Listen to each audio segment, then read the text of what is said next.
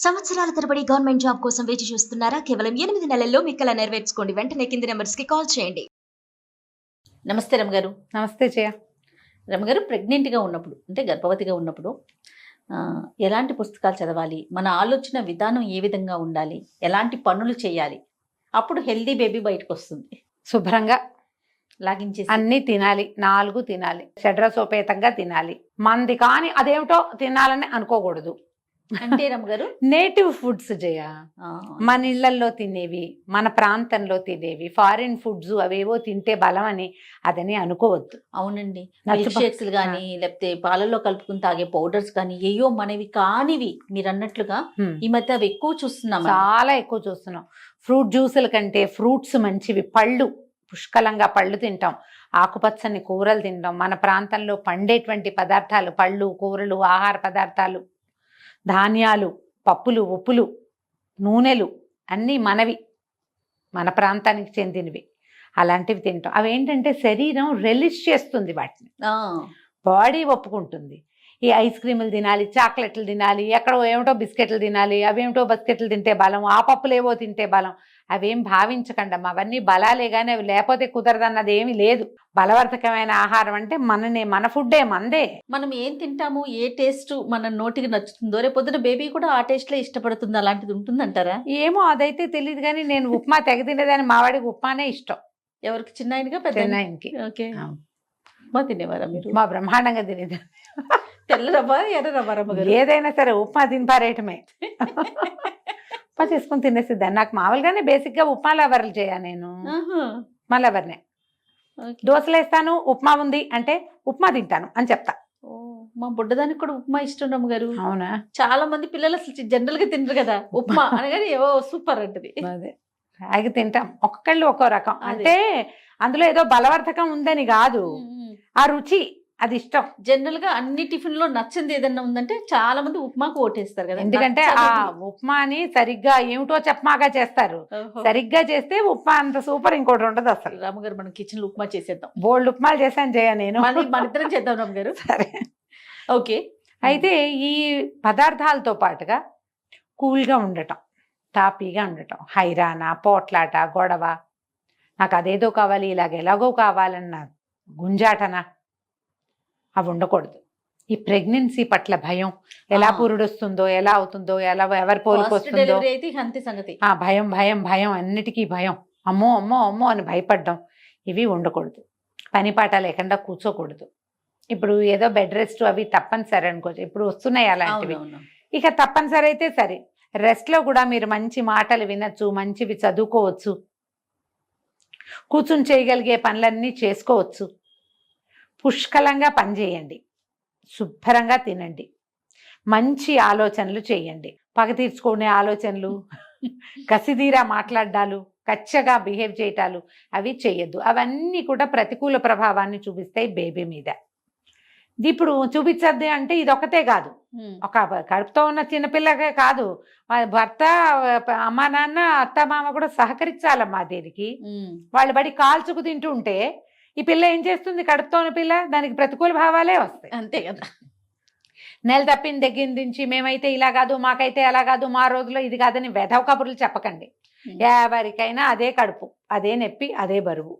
కాకపోతే ఎవరి అనుభవం వాళ్ళది. ఒక్కోళ్ళు తేలిగ్గా ఉంటారు, ఒక్కోళ్ళు ఉండరు. మాకు అసలు మార్నింగ్ సిక్నెస్సే లేదు జయ, వాంతులు లేవు. ఒక్కొక్కళ్ళని చూస్తాం పూర్తి కన్సీవ్ అయిన దగ్గర నుంచి కనేదాకా పాపం వామిటింగ్సే. వాళ్ళు ఏమి సంతోషంగా, ఏమి హాయిగా ఉంటారు, వాళ్ళని సపోర్ట్ చేయాలి కదా కదా. పొడి పొడిలాడుతూ ఉండి ఏ బాధ లేకుండా అన్ని పనులు చేసి, బండ్లు వేసుకుని తిరిగేసి, పైకి కిందకి ఎక్కేసి, ఇళ్లలో ఫంక్షన్లు ఉంటే ఆ పనులు కూడా చేసేసి, అన్ని పనులు చేసుకోగలిగే వాళ్ళు ఉన్నట్టే, ఏమీ చేసుకోలేక, ఏం తిన్నా కక్కేసుకుంటూ, కూర్చోలేక నుంచోలేక బాధపడే వాళ్ళు ఉంటారు. వాళ్ళ స్థితిని అర్థం చేసుకోవాలి వాళ్ళతో ఉన్న సమాజం. ఇప్పుడు వీళ్ళు ఒకళ్ళే కాదు కదా. ఇప్పుడు నీకు చెప్తాను ఏదో మాట, నువ్వు ఒకదానివే చేస్తానంటే ఎట్లా? మొగుడు లేడా? ఇంకా పిల్ల జల్ల పైన ఉన్న పిల్లలు ఉండొచ్చు, అత్త మామ ఉంటారు, వాళ్ళంతా సపోర్ట్ చేయాలి కదా. అంతేగా. ఏ ప్రెగ్నెన్సీకి ఆ ప్రెగ్నెన్సీయే సపోర్ట్ చేయాలి సమాజం. ఈ కడుపుతో ఉన్న పిల్లలు సాధ్యమైనంత ప్రశాంతంగా ఉండటం, ఏదైనా మంచి మాటలు, పాటలు వినడం, పుస్తకాలు రఫ్ గారు చక్కటి పుస్తకాలు చదువుకోవటం, ఏదైనా కృష్ణగాథలు రామగాథలు లాంటివి మనకి చదవటం. తెలిసిన పుస్తకాలు అంతేనా? అంతే, రామాయణం భాగవతం లాంటివి చదువుకోవటం. ఎక్కడో ఏదో భాషలో ఏవో చదువుకోవాలని అనుకోకండి. ప్రధానంగా ఏమవుతుందంటే జయ, ఇప్పుడు చెప్తాను, ఈ మాట చెప్పాలనిపిస్తూ ఉంటుంది. మనము ఈ సోషల్ మీడియా ఫాలో అవుతారు బాగా. ఆ అమ్మాయి ఎవరో మై ప్రెగ్నెన్సీ వీడియోస్ అని ఒక కుప్పలు తెప్పలుగా వీడియోలు. ఇవాళ నేను తిన్నా, నేను నుంచున్నా, నేను పడుకున్నా, నేను నాకు అలా ఉంది, నాకు ఇలా ఉంది, బేబీ కిక్ చేస్తే మా ఆయన పరిగెత్తుకొచ్చాడు, మా ఆయన ఆనందించాడు, మా అత్తగారు సంతోషించింది, ఏవో చెప్తారు. అదంతా సినిమా. నిజమో అవునో కాదో వాళ్ళు చూపిస్తారు, మనం చూడం. ఇక్కడ వీళ్ళు మా ఆయన నా బేబీ కిక్ చేయగానే అతను పరిగెత్తుకు రాలేదు, అత్తగారు ఆనందించలేదు అని ఏడుస్తారు. ఊహించుకుంటారు ఊహించుకుంటారు. అలా అవలేదు, అలా లేదు. సినిమాల్లో 5 వరకు ఊరికే సినిమాల్లో ఉండేవి. ఇప్పుడు ఇన్స్టా రీల్స్ వచ్చాక క్షణక్షణం నా ప్రెగ్నెన్సీ అంటాం. ఇక ఆ ప్రెగ్నెన్సీ అంతా రోడ్డు మీదే ప్రపంచంతో పంచుకుంటాం. మా మీ ఇష్టం, మేము కాదని ఎందుకు వెళ్ళలేదు. దాన్ని చూసి మనం అలా లేమని మీరు ఫీల్ అవ్వకూడదు. ఇదొకటి ప్రధానంగా ఉండకూడదు. తర్వాత నేను అది తిన్నా, ఇది తిన్నా, అది మంచిది, ఇది మంచిది, అదేదో చేసా, ఇదేదో చేసా. నో, మీ ఇంట్లో ఏం చేస్తారో, మీ డాక్టర్ ఏం చెప్పిందో, నువ్వు ఏ సమాజంలో ఉన్నావో దాన్ని హాయిగా ఫాలో అవ్వు. వాళ్ళెవరో చేసింది, అదేదో దేశం వెళ్ళి చేసి వచ్చింది, అదేదో జాతి వాళ్ళు చేసేవి, వేరే రాష్ట్రం వాళ్ళు వాళ్ళ వేరే ఏంటంటే వెలగబెడతారు వాళ్ళు, అవన్నీ వద్దు. మనం ఏం చేస్తామో అది చెయ్యండి, మీరు హాయిగా ఉంటారు. అలా ఎలాగో చేయలేకపోతున్నామని దిగులు పడద్దు. ప్రధానమైనది ప్రెగ్నెంట్ లేడీస్కి ఉండకూడదు దిగులు. మీరు అలా గ్లూమీగా, క్లమ్జీగా ఏం చేస్తున్నామో తెలియకుండా, సార్టెడ్గా లేకుండా దిగులు పడుతూ ఉంటే లోపల పిల్లలకు కూడా అలాగే ఉంటుంది. వాళ్ళకి మీ సంతోషం, మీ నవ్వు అవన్నీ బలాన్ని ఇస్తాయి లోపల పిల్లలకి.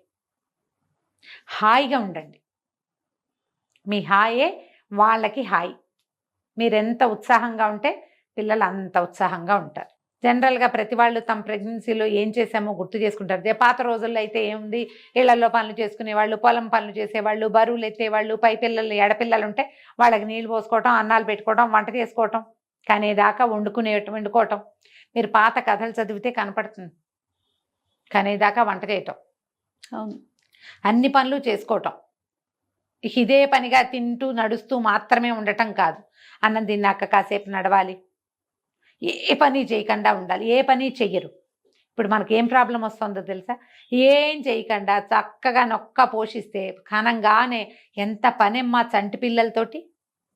నిద్ర గాయాలి, కూర్చుని ఉండాలి, కూర్చుని పాలివ్వాలి, పిల్లని అన్ని రకాల పోషణలు చెయ్యాలి. ఎట్లా చేయగలుగుతారు అలవాట్లేంది? రోజువారీ పని చేసుకుంటూ ఉంటే సులువుగా పురుడు వచ్చేస్తుంది. రోజువారీ పని అలవాటు ఉంది, 2-3 రోజులు రెస్ట్ తీసుకుని 4వ రోజు నుంచి పిల్లల పక్క బట్టలు మడత పెట్టుకోవటం, పిల్లలకి చొగా నూనె రాసుకోవటం, పిల్లల పక్క బట్టలు మార్చటం, మన పక్క సరి చేసుకోవటం, అవైనా చేసుకోవాలిగా. 10-12 రోజులు తిరిగేసరికి మెల్లిగా కాస్త వంటింట్లోకి వెళ్ళి ఏమైనా పాలు నీళ్లు మనం కలుపుకోవటం, అవసరమైతే పిల్లలకి ఏమైనా చూసుకోవటం చెయ్యొద్దు. మరి ఇది ఎట్లా చేస్తాము? ఈ ముందు ఎట్మోస్ట్ కేర్ ఇచ్చేస్తారు. ఇంకొంతమందితో ఇది ఒక సమస్య. ఈ కేరు ఈ పిల్లలు పుట్టాక చంటి పిల్లల్ని చూస్తున్నారు, నన్ను చూడలేదని ఏడ్చే వాళ్ళు వచ్చారు ఇప్పుడు. పోస్ట్ పార్టం నాకు కేర్ లభించట్లేదు అని. అతి కేరు ఎక్స్పెక్ట్ చేయొద్దు, ఇవ్వద్దు. ఈ 2 పెట్టుకోండి. కేర్ ఇవ్వాలి, అతి కాదు. వాళ్ళ పొట్టని మనమే మోసేలాగా చేయకూడదు. హాయిగా మంచి కబుర్లు వినండి, ఫ్రెండ్స్తో చుట్టాలతో చక్కగా మంచి మాట్లాడుకోండి. ఏదైనా ఒక గ్యాదరింగ్ ఉంటే వెళ్ళి అక్కడ కూర్చోండి, హ్యాపీగా కబుర్లు కాకరకాయలు చేయొచ్చు. గాసిపింగ్లు అవి చేయబోకండి. ఇక్కడ మాటలు అక్కడ అందించడం అలాంటివి చేయొద్దు. అది చేయకుండా ఉంటే ప్రెగ్నెన్సీ హాయిగా వెళ్ళిపోతుంది. మంచి మాటలు, ఏవో చిన్నవి పన్నవి ఇంట్లో చిన్న తగాదాలు ఏవో వస్తాయి, పెద్దవి కత్తి కటారు పట్టుకునేంత దాకా పోవద్దు దానికి. చాలామంది ఏంటంటే సీమంతాలకి వాటి కోసం కూడా తగాదాలు పడి, నేను అరేంజ్ చేసుకోవాలి, నేను అలా పెట్టుకోవాలి, అలా ఏదో ఫోటోల కోసం. నిజమమ్మా, ఇవాళ రేపు అదే ప్రాబ్లంగా ఉంది. అదొక గొడవ. వాళ్ళు వద్దంటారు, అత్తగారు కాదంటుంది, మా ఇంట్లో లేదంటుంది, నాకు చేసుకోవాలని ఉంటుంది పిల్లకి, నేను గ్రాండ్గా చేసుకోవాలనుకున్నాను. ఇవన్నీ ఉంటాయి ఊహలు. ముందంతా పెళ్లి కూడా ఇష్టం లేదని చెప్తారు వీళ్ళు. పెళ్లి మీద ఆసక్తి లేదు, నేను రెడీగా లేనంటారు. పుచ్చుకొని పెళ్ళి అవుతుంది, నెల తప్పుతుంది. ప్రెగ్నెన్సీ మీద ఎన్ని ఐడియాలు వచ్చేస్తాయో వీళ్ళకి. ముందు పెళ్ళే వద్దన్నాంగా మనం. అలా అనిపించదు, ఏం పర్వాలేదు. తర్వాత టైట్ బట్టలు వేసుకోవద్దు, ఈ లెగ్గిన్స్ అట్లా ఒంటికి పట్టుకుని ఉండేలాంటి బట్టలు వేసుకోకండి, గాలి ఆడేలాంటి బట్టలు వేసుకోండి. ఆ పొట్ట మీద ఇట్లా పట్టుకునేలాగా ఉంచుకోవద్దు. తేలికపాటివి, పల్చటివి, light colours, cool colours, dark బ్లాక్లు అవి వద్దు. కొంచెం అవి తగ్గించుకుంటే హాయిగా ఉంటారు, అంతే. రైట్ రమ్య గారు, నమస్తే. నమస్తే జయ.